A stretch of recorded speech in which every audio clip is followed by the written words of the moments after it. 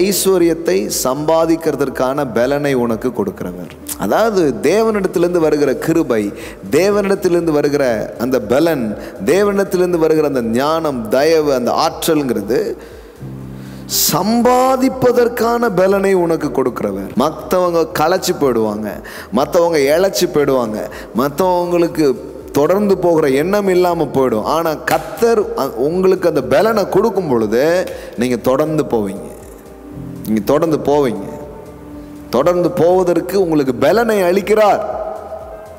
அப்போ பாருங்களேன், ஐஸ்வர்யம் கடவுள் உங்களுக்கு பணத்தை தராரு அப்படி போடல, சம்பாதிப்பதற்கு பலனை தரார்.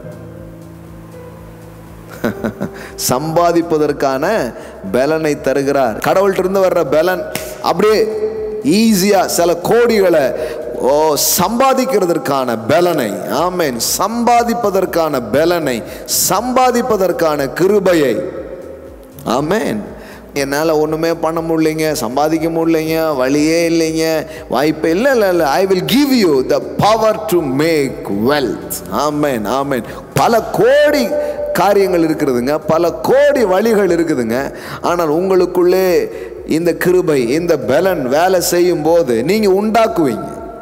எனக்குள்ள இருந்தா இதெல்லாம் வந்துச்சு அப்படின்னு ஆச்சரியப்படுற மாதிரி தேவன் ஒரு விசேஷித்த பலனை உங்களுக்கு தருகிறார். the power to make wealth. ஆமென். பெரிய தொழில் முனைவோராய் அவர் உங்களை எழுப்புவார்.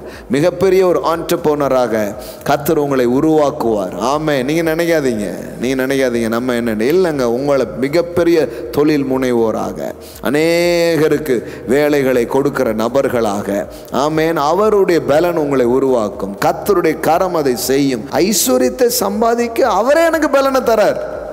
எப்படி விற்கணும், விற்பதற்கு உங்களுக்கு பலனை தருவார், வாங்குவதற்கு பலனை தருவார். ஆமென்.